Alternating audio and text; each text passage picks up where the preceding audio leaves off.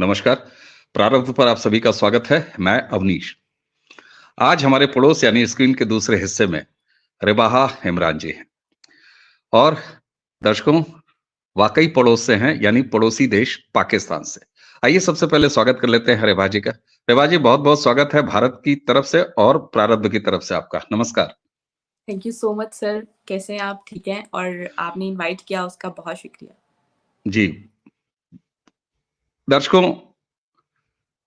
Rehana I am so sorry Rebaha कोई मसले वाली बात नहीं है सर। हम एडिट दोबारा हो लेते हैं। हम दोबारा लेते हैं। ठीक है। एक छोटा सा पॉज लेंगे फिर ले लेते हैं। नमस्कार। प्रारब्ध पर आप सभी का स्वागत है। मैं अवनीश। आज हमारे स्क्रीन के दूसरे हिस्से यानी स्क्रीन पर मेरे पड़ोस में रिबाहा इमरान जी हैं। रिबाहा जी पाकिस्तान से हैं। आइए सबसे पहले स्वागत कर लेते हैं रिबाहा का। रिबाहा जी बहुत-बहुत स्वागत है आपका भारत के इस प्रारब्ध चैनल पर। नमस्कार। नमस्कार sir. Thank you so much for inviting me. कैसे हैं आप? बढ़िया। रिबाहा जी दर्शकों पाकिस्तान की एक बहुत कर्मठी और सकारात्मक यूट्यूबर हैं। जब मैं कर्मठी और सकारात्मक कहता हूं तो हमारा विषय भी आज रिबाहा जी से उसी लाइन पर है। रिबाहा जी भारत के लिए विशेष स्नेह रखती हैं, भारत के लिए कंटेंट बनाती हैं। सर रिबाहा इमरान के एक नाम से ही आपका चैनल है। एक मिनट एक मिनट सर, दोबारा से स्टार्ट करें। दोबारा से स्टार्ट कर लें हुँ, इसको। नीचे से रिकॉर्डिंग मतलब अब रिज्यूम कर रहे हैं इसको। रीस्टार्ट कर लें। दोबारा से स्टार्ट कर लेते हैं। I am sorry sir. कर लेते हैं। ठीक है, दोबारा से स्टार्ट कर लें। कोई इश्यू? हाँ, मैंने ना, आप दोबारा से स्टार्ट कर लें सर, बहुत ज़्यादा नहीं, मिस्टेक मेरे हुई। अगर इंट्रोडक्शन में कुछ हो तो आप बता दो, कोई इश्यू नहीं। नहीं, नहीं, आपकी तरफ से कोई प्रॉब्लम नहीं है। हाँ, मेरी हाँ, तरफ हाँ। से प्रॉब्लम थी। अरे कोई ओके, डन, कोई जी, बात।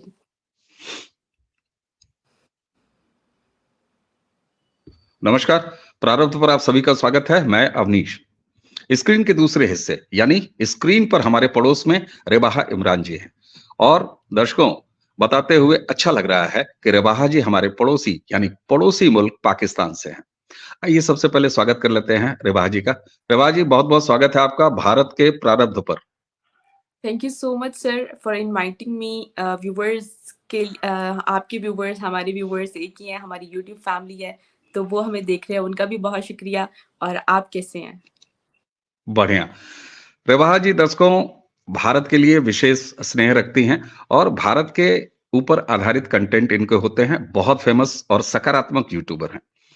पाकिस्तान पाकिस्तान से बहुत अलग-अलग विषयों पर भारत में बात होती है, लेकिन दुनिया की एक ऐसी समस्या जो संभवतः चाहे विकसित देश हो, चाहे भारत हो या पाकिस्तान हो, कहीं कम, कहीं ज़्यादा, लेकिन आधी आबादी आधी आबादी यानी महिलाओं पर बात हर जगह होती है क्योंकि समस्याएँ ऐसी हैं, जेंडर आधारित हैं और तमाम आधारित हैं।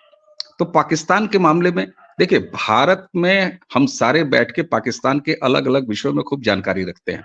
तो आइए पाकिस्तान में महिलाओं की क्या स्थिति है? उनके चाहे एजुकेशन की हो, चाहे उनके जेंडर इक्वालिटी की हो, चाहे उनके वुमेन एम्पावरमेंट की हो, चाहे उनके हक-हकूक की हो, ये बातें ज़रा जानते हैं पाकिस्तान की धरती यानी शहर लाहौर से ताल्लुक रखने वाली रेबाहा जी से। रेबाहा जी आप ही बताएं क्योंकि आप बेहतर पोजीशन में हैं ये बताने के लिए कि पाकिस्तान में खवातीनों की क्या स्थिति है।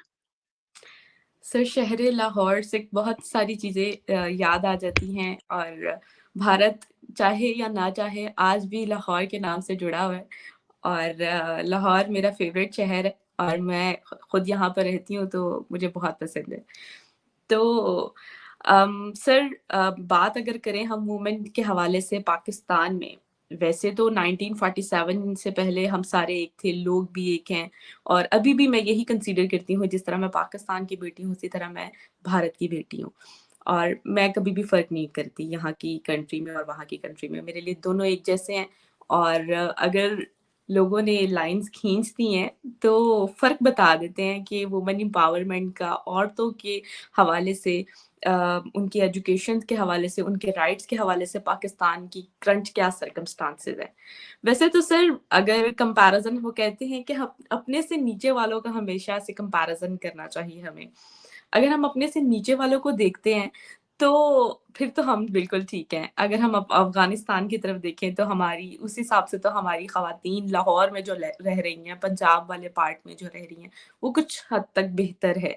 लेकिन अगर इसको कंपैरिज़न हम अपने पड़ोसी मुल्क और भी काफ़ी पाकिस्तान के बॉर्डर से कंट्रीज़ लगते हैं, इंडिया से कर लें, चाइना से कर लें, तो वहाँ की ख़वातीन जो हैं अ आपको पता है कि वो बहुत सेकुलर सोसाइटी है और वहाँ पर ख़वातीन बहुत अच्छे से रह रही हैं। जिस तरह अगर हम उनसे कंपैरिज़न करें तो हम तो किसी खाते में नहीं आते।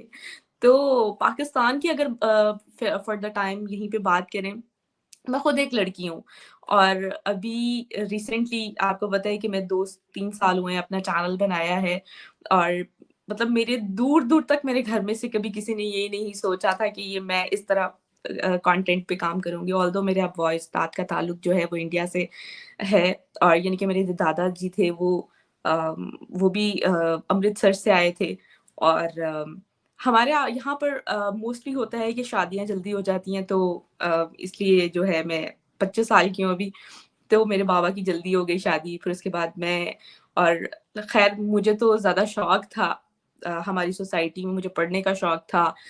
मैंने अपने पेरेंट्स से ये कहा कि मैंने पढ़ना है, ऑल्दो उनको बहुत ज़्यादा सैक्रिफ़ाइस करने पड़े मेरी वज़ह से और मैं चाहती थी कि मैं कुछ यूनिक करूँ, कुछ नया करूँ और वुमेन लड़कियों के लिए कुछ करूँ। ऑब्वियसली मैं अभी बहुत मामूली सी लड़की हूँ यहाँ पर और उस हिसाब से तो मैं उतना कुछ नहीं कर सकी लेकिन अगर हम ख़वातीन के राइट्स की बात करें, तो अगर हम देहात वाली साइड पे मैं जो अपने 25 साल के एनालिसिस में देखा, जो गाँव वगैरह के एरिया में बहुत कबायली एरियाज़ भी हैं यहाँ पर जिसमें दूर-दूर तक बंदे को भी मतलब औरत तो आप छोड़ें, एक बंदा भी अगर किसी की इजाज़त के बगैर पैर मार ले तो वो बंदा गायब हो जाता है।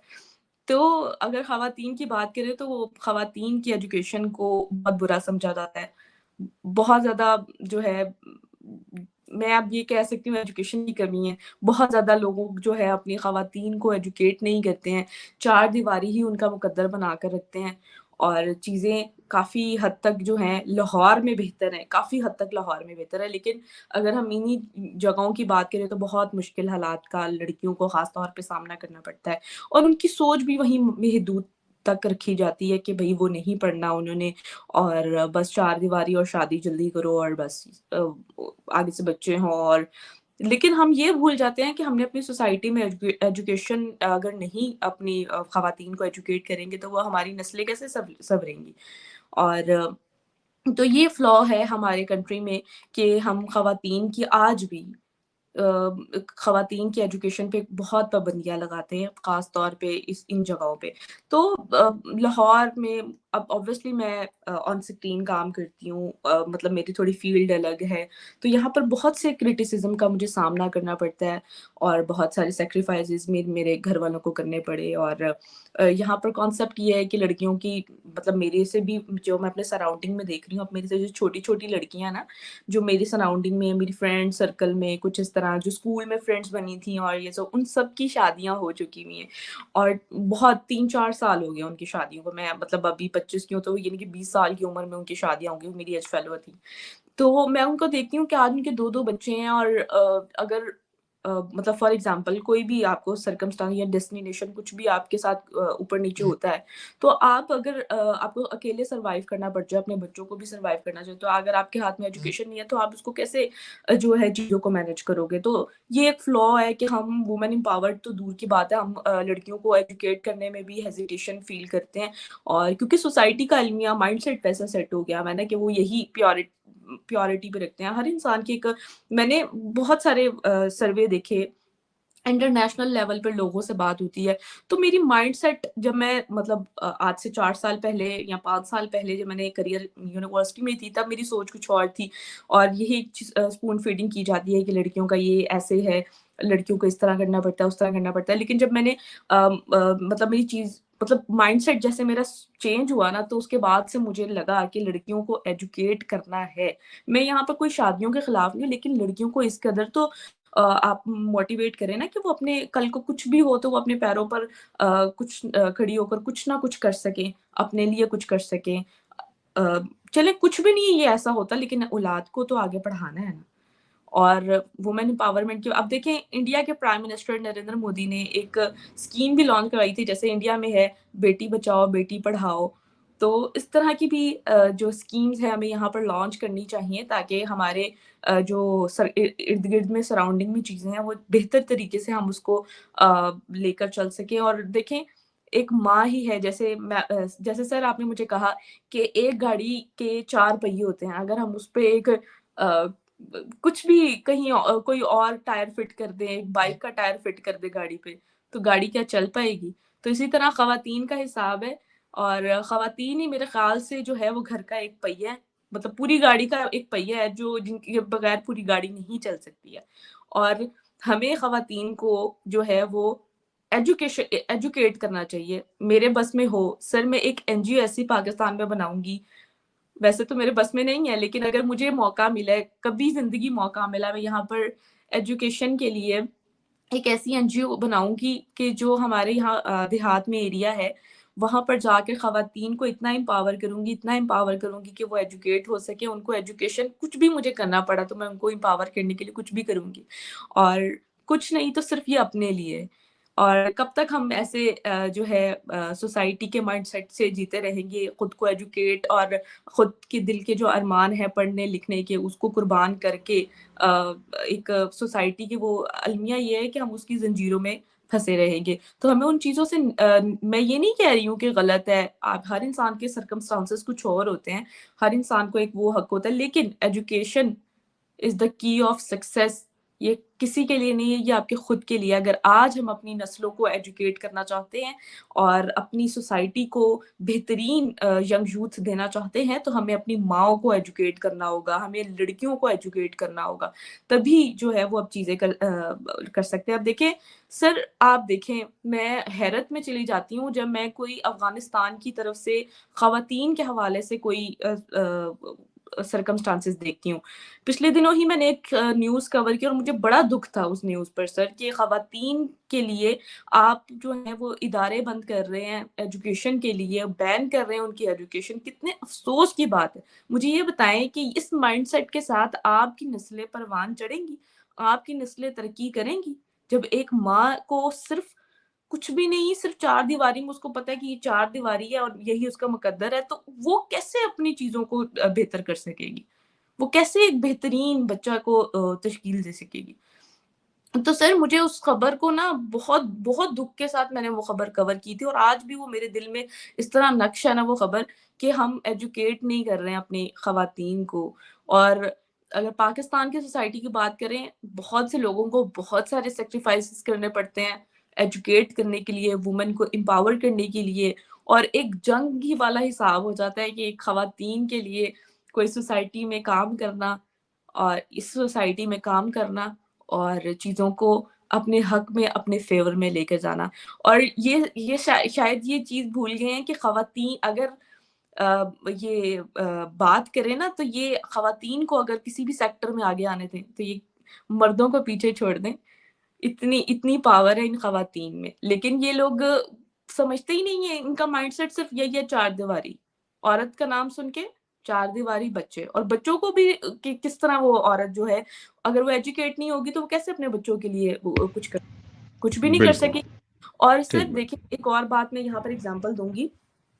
एक लड़की डॉक्टर हो, और डॉक्टर होकर ख़वातीन अफ़गानिस्तान की ही बात देख लें कि वहाँ पे अगर लड़की अगर एजुकेट नहीं हो सकती है, तो कोई डॉक्टर, कोई इंजीनियरिंग नहीं बनेगी, और जब कोई डॉक्टर नहीं बनेगा, तो कैसे जो है वो वहाँ के जो मर्द हैं वो कहते हैं कि बच्चे हमारे मेल जो है वो चेक नहीं करेंगे, फीमेल नहीं करेंगे। तो जब एक लेडी डॉक्टर फीमेल नहीं होगी, तो फिर आप कहाँ से वो करेंगे? जब एक ख़वातीन की एजुकेशन ही बंद कर देंगे, तो वो डॉक्टर कैसे बनेंगी?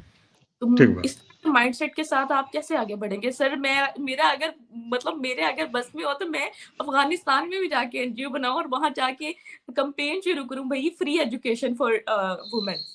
देखिए सर, ये बहुत ज्यादा है कि जब आप एक मतलब जाहिर ही हो गए ना कि आप अपनी खवातीन को चार दीवारी में रख रहे हो, एजुकेट ही नहीं कर रहे हो। तो सर ये जहालत है और हमें इसको जो है ओवरकम करना चाहिए।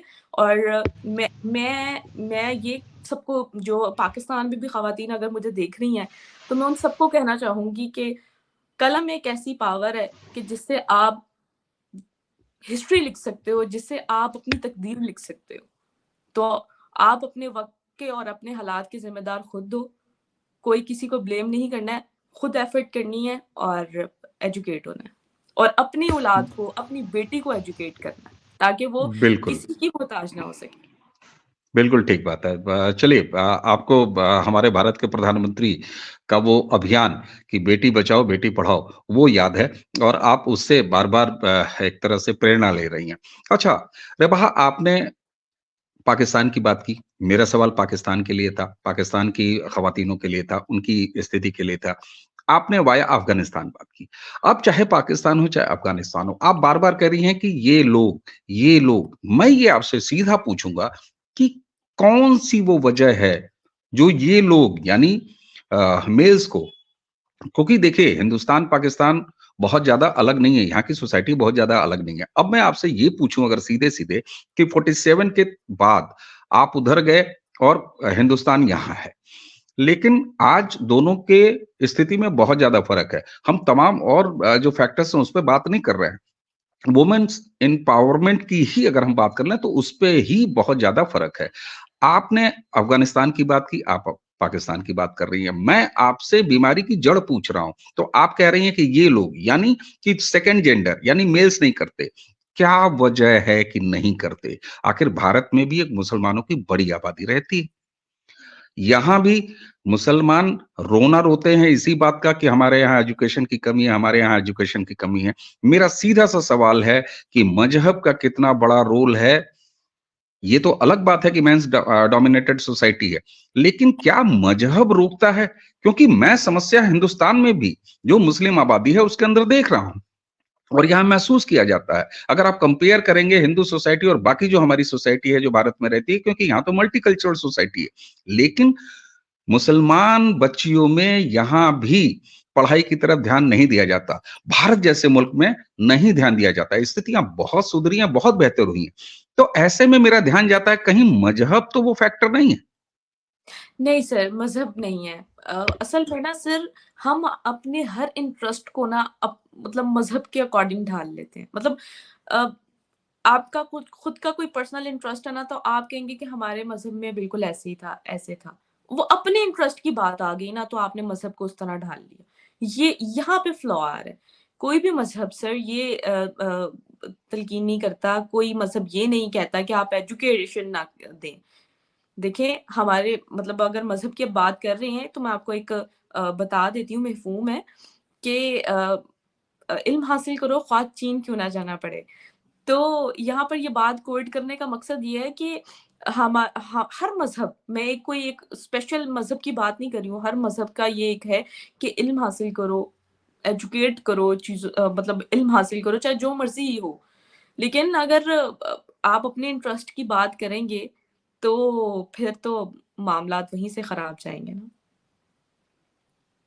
कोई एजुकेशन, कोई भी मज़हब, कोई भी दीन, कोई भी हुँ, रिलिजन आपको ये नहीं कहता कि भई एजुकेशन ही ना हासिल करो। ये मुझे चलिए। तो ये नहीं समझ आ रही कि एजुकेशन तो मतलब एजुकेशन जो है वो एक, सर मैं अपने जज़्बात बता नहीं सकती कि अगर मेरे इख्तियार में होता ना, तो मैं दुनिया की हर लड़की को एजुकेशन के लिए मुझे जितना कुछ भी करना पड़ता ना, तो मैं करती। चाहे वो पाकिस्तान में हो, अफ़गानिस्तान में हो, अ, जिस मर्ज़ी सोसाइटी में हो, मैं एजुकेशन को सबसे पहले प्रेफ़र करती। ठीक बात। अच्छा, आपने अपनी बात में वो बात कही कि एक गाड़ी के 4 पहिए। मैंने जो आपसे इन्फॉर्मली बातचीत में कहा था कि एक गाड़ी के 2 पहिए। अब देखिए, मैं फिर वही मज़हब पे वापस आ रहा हूँ क्योंकि मुझे ये डाउट क्लियर करना है, अपने दर्शकों के लिए भी क्लियर करना है क्योंकि असली वजह हम यहाँ बैठ के एक ऐसी चर्चा करें जिसमें बहुत अच्छी-अच्छी गुलाब जैसी सुंदर-सुंदर बातें हों, लेकिन उसके में जो मूल कारण है, जो बेसिक प्रॉब्लम है, अगर वो एड्रेस ना हो, तो कोई मतलब नहीं बैठता। आपने झटके में कहा कि 4 पहिए। 4 पहिए से मेरा ध्यान मजहब की तरफ गया। मैं ऑनेस्टली कह रहा हूं आपसे। और वो भी तब जब हम वुमेन एम्पावरमेंट पर बात कर रहे हैं। चलिए, शिक्षा को हटा दीजिए, एजुकेशन को हटा दीजिए, तालीम को हटा दीजिए। बाकी मामलों में जेंडर इक्वलिटी का क्या हाल है? जेंडर इक्वलिटी तो छोड़ दीजिए। पाकिस्तान के सोसाइटी में जो महिलाएं हैं, जो खवातीन हैं, उनकी बाकी स्थितियों में, नौकरी की मैं बात कर रहा हूं, बाहर निकलने की मैं बात कर रहा हूं, पर्देदारी की मैं बात कर रहा हूं, अकेले आने जाने की मैं बात कर रहा हूं। ये क्या एक सोच है पूरी सोसाइटी में? सर ये सोसाइटी सोसाइटी पे वेरी करता है, इस पे मजहब का कोई वो नहीं है। अब आपको मैं हम्म। इसकी एग्जांपल ऐसे देती हूँ। इंडिया में भी तो मुसलमान रहते हैं, हम इंडियन मुस्लिम खवातीन को बड़ी बड़ी पोस्ट पे देख रहे हैं सर। इसके अलावा आप कजाकिस्तान भी तो एक मुस्लिम कंट्री है, वो भी एक मुस्लिम कंट्री है, लेकिन ईद जब ईद होती है तो उनकी यूनिवर्सिटीज लगती हैं। ठीक है, हम्म। कजाकिस्तान में हर कल्चर को सेलिब्रेट किया जाता है। खुशियां हैं, खुशियां जिस तरह मर्जी बांटे। तो अब ये सोसाइटी सोसाइटी पे सर वेरी करता है। मजहब तो सिर्फ एक उन्होंने हथियार बनाया हुआ है। आप ये ना कहें कि सर कजाकिस्तान, टर्की, आप इनकी फिर अगर इस तरह मजहब पे आके बात खत्म होती है तो ये सोसाइटीज तो कभी मॉडर्न ना होती। ये सोसाइटीज तो कभी मॉडर्न ना होती। कजाकिस्तान एक मुस्लिम कंट्री है, वहां पे बहुत सारी जो पॉपुलेशन है वो मुस्लिम्स की है सर। तो फिर ये तो आपकी सोसाइटी पे खुद पे वेरी करता है ना कि आप अपनी हम्म। सोसाइटी को किस तरह तश्कील देते हो। इसलिए तो ये सर बड़ी मैंने बात। कहा अपनी सोसाइटी में हमारा सिर्फ ये एक फ्लॉ है कि हम एजुकेशन नहीं दे रहे अपनी अपनी यंग यूथ को, चाहे वो खवातीन हो चाहे वो मर्द हो, एजुकेशन की तरफ नहीं जा रहे। ये एक फ्लॉ बिल्कुल। है। ये ये बात समझ में आती है। अच्छा, आपने मैं एक्चुअली रूट कॉज़ जानना चाह रहा हूँ। आपने सोसाइटी की बात की, वो मुझे समझ में आ रहा है। लेकिन 47 के पहले वो सोसाइटी भी तो इसी सोसाइटी का हिस्सा थी। तो अब हम्म। यहाँ एक सवाल आ सकता है कि साहब, जो गवर्नमेंट्स थी और जिन्होंने रूल किया पाकिस्तान के ऊपर 47 के बाद, ये प्रॉब्लम उनके एंड पे टिकी रही। उनकी प्रायोरिटीज़ कुछ और थी। ये बात एक कही जा सकती है, या इस समझ में भी आती है। अच्छा, घरेलू हिंसा, डोमेस्टिक वायलेंस की क्या स्थिति है पाकिस्तान में? सर हर सोसाइटी में क्राइम तो आपको पता है बढ़ता जा रहा है। और अगर मैं कोई हुँ। स्पेसिफिक की बात करूं तो हर सोसाइटी में आपको क्राइम देखने को मिलेगा, चाहे वो पाकिस्तानी सोसाइटी है चाहे वो अफगानी सोसाइटी है। फर्क ये है कहीं कुछ ज्यादा हो जाता है, कहीं कुछ कम हो जाता है। तो हुँ। आप मैयर नहीं कर सकते हो क्राइम को। और हर जगह आप देख लें कि कहीं इवन के आप चाइना में भी देख लें, एग्जांपल दे रही हूँ, हम बहुत मॉडर्नाइज उनको कहते हैं कि भाई बहुत मॉडर्न है चाइना। चाइना में भी बहुत क्राइम। वो अलग बात है कि उनका मीडिया जो है उन पर वो दिखाता नहीं है। तो हर हुँ। जगह क्राइम की रेशो हर जगह है। लेकिन वही बात है, कुछ दिख जाती हैं कुछ छुप जाती हैं। हमें उसको कम करने के लिए जो है वो अपने सोसाइटी में इस तरह की पॉलिसीज बनानी चाहिए। लेकिन अगर ये हुँ। हम कह देंगे कि किसी सोसाइटी में क्राइम की रेशो नहीं है या क्राइम खत्म हो गया तो वो गलत है सर। ठीक बात। क्राइम किस सोसाइटी में कितना है, ये वहाँ के रूलर्स, यानी वहाँ की जो गवर्नमेंट होती है, जो एस्टेब्लिशमेंट होती है, उस पर भी डिपेंड करता है। हम जिस स्टेट से आते हैं इंडिया के, वो उत्तर प्रदेश है। आपकी आबादी के बराबर का प्रदेश है। अगर हम अकेले एक कंट्री हो जाएँ तो 5वें नंबर पे आ जाएँ, शायद आपसे ऊपर ही चले जाएँ। तो सर वन यहाँ भी आप वन देखें। ट्रिलियन सर 1 ट्रिलियन भी तो आप अचीव कर गए हैं ना। जी, बिल्कुल। हाँ, कंग्रेचुलेशन अभी सर, कंग्रेचुलेशन। हाँ, कांग्रेचुलेशंस की अच्छी बात है, लेकिन अभी बस आराम नहीं है। अभी तो आगे बढ़ते रहना है, क्योंकि 25 करोड़ आबादी वाला स्टेट है, तो 1 ट्रिलियन से काम चलने वाला नहीं है, क्योंकि इंडिया को 5 ट्रिलियन भी तो बनाना है। बहरहाल, बिल्कुल अच्छा, आप सोसाइटी की जब बात कर रही हैं, आप पंजाब से ताल्लुक रखती हैं, आप पंजाब से हैं। एक सोसाइटी पाकिस्तान की पंजाब हो गई, एक सोसाइटी सिंध हो गई, एक सोसाइटी बलूची हो गई, बलूचिस्तान की हो गई, ठीक है? एक सोसाइटी आपके ये जो बाकी खैबर का और ये सारी इलाके हैं, वो हो गई। ये हमेशा देखा गया है और ये समझा गया है कि पाकिस्तान में ज़्यादा प्रभुत्व, यानी डोमिनेंस जो है, वो पंजाबी कम्युनिटी का ज़्यादा है। बाकी सोसाइटीज़ में क्या स्थिति है और कितना फ़र्क है इन सारी सोसाइटीज़ में? आप बेहतर बता सकेंगी।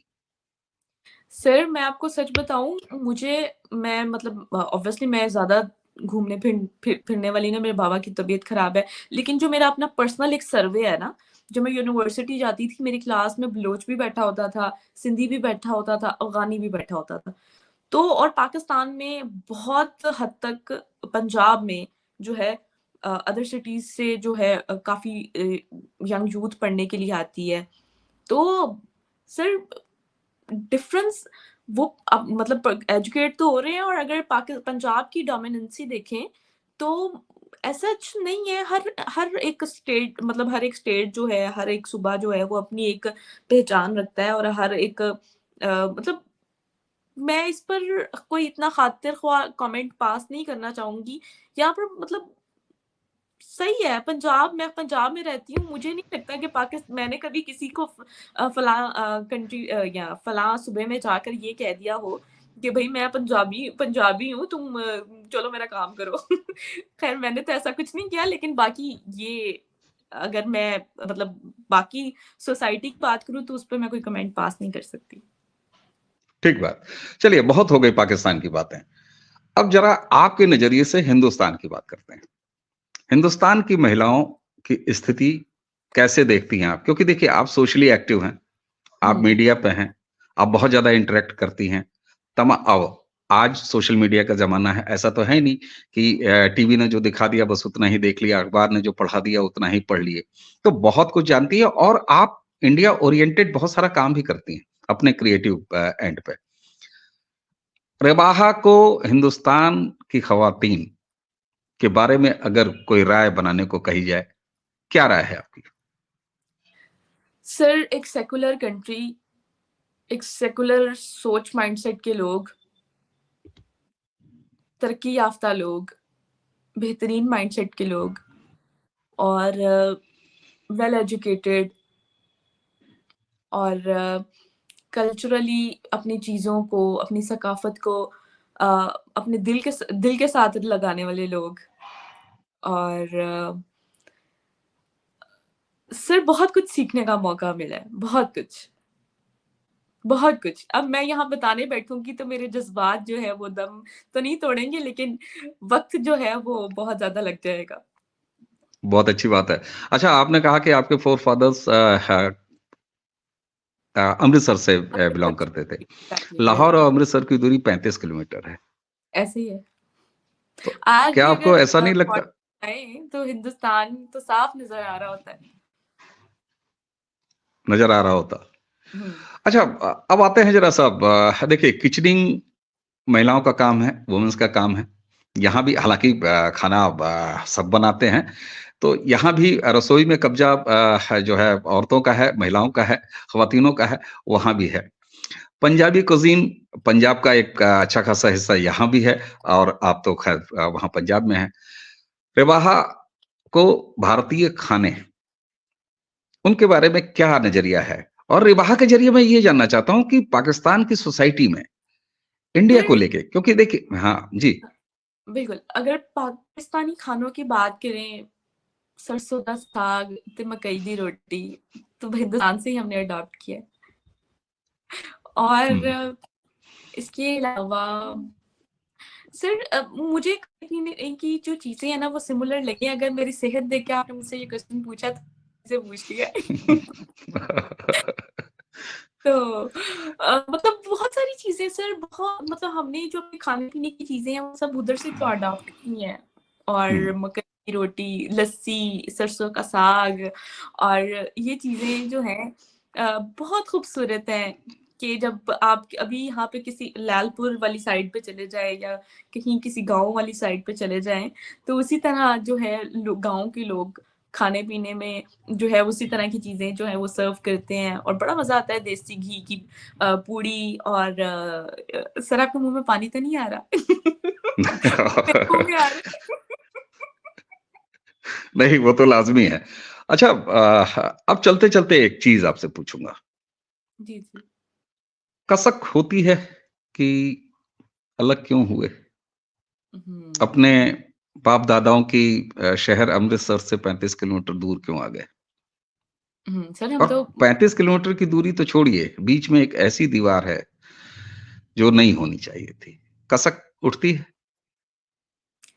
सर अब जो अब देखें ऑब्वियसली चीजें जो हैं, अब लोग तो सारे एक जैसे ही हैं। जो मैंने आपसे पहले स्टार्ट में कहा कि जिस तरह मैं पाकिस्तान से मोहब्बत करती हूँ, उसी तरह मैं इंडिया से मोहब्बत करती हूँ, बिकॉज मेरे फादर जो हैं उधर, सॉरी मेरे फादर सॉरी दादाजी जो हैं वो उधर से ही बिलोंग करते रहे, और उसके बाद पाकिस्तान आ गए, तो एक पार्ट उन्होंने अपनी जिंदगी का उधर गुजारा। तो कल्चर देखिए, मुझे तो ऐसा लगता ही नहीं कि मैं मतलब इस पार्ट में दोनों चीजें सिमिलर हैं। मकई दी रोटी ते सरसों दा साग ਅਸੀਂ ਇੱਥੇ भी खाने हैं। बहुत तो अच्छी बात। जी, तो जी, मतलब बिल्कुल। तो बिल्कुल आती है ऑब्वियसली, लेकिन अब जो हो गया, जो बॉर्डर्स की लाइन खींच दी गई, अब यही है कि प्यार मोहब्बत से रहें। देखिए कनाडा अमेरिका भी तो रह रहे हैं ना, इसी तरह रहें। और ये एक बहुत बड़े ज़र्फ की बात होती है सर, कि अलग होकर भी आप अच्छे तरीके से रहें।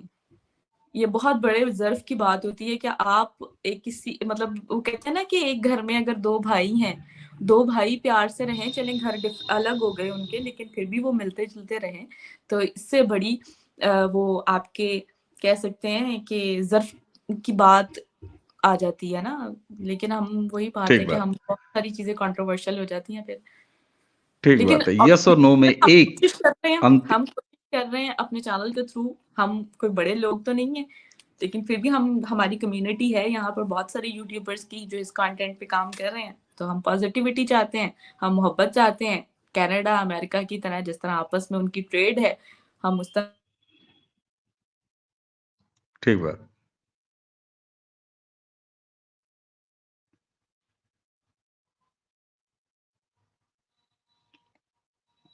बिल्कुल। मुझे लगता है कि रेवा के एंड पे कुछ नेट की समस्या है। बहरहाल दर्शकों, हमने रेवा जी से ये जो बात की, ये बात पहली बार रेवा जी से बात की। रेवा जी, आप हमें सुन पा रही हैं?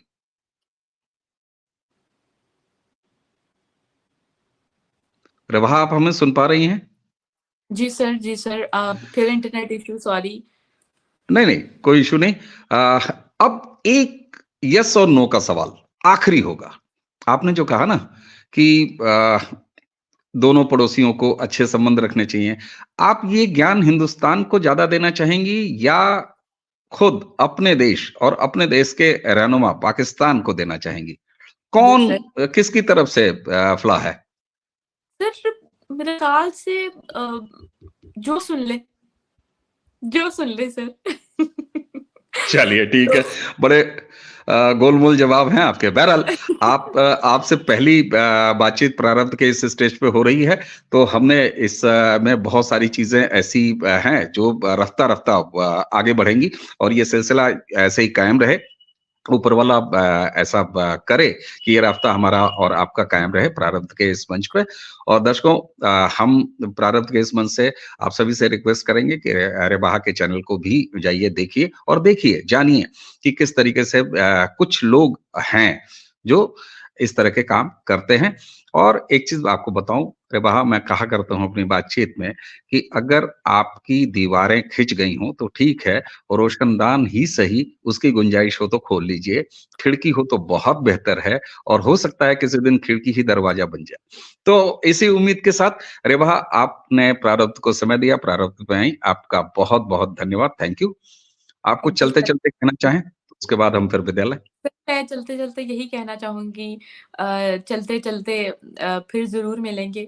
और हम है राही, वो शाहरुख खान की फ़िल्म का वो डायलॉग है, हम है राही प्यार के, फिर मिलेंगे चलते-चलते। तो ये सारी हिंदुस्तान ऑडियंस के लिए है कि फिर मिलेंगे चलते-चलते। और मैं यही चाहूँगी अमेरिका और कनाडा जैसी दोस्ती हो पाकिस्तान और इंडिया के दरमियान। चलिए, ईश्वर करे कि ऐसा हो। और हालाँकि बहुत सारी कॉम्प्लिकेशंस हैं, फिर कभी पॉलिटिक्स भी बतियाएँगे, बाकी सारी चीज़ें भी बतियाएँगे। दर्शकों, हमें ज़रूर। उम्मीद है कि रेबहा से ये पहली बात प्रारब्ध के इस स्टेज पे आप सभी को पसंद आई होगी। तो इसी के साथ रेबहा को थैंक यू बोलते हुए आप सभी से विदा लेते हैं। नमस्कार, प्रणाम, जय सिया राम। Thank you.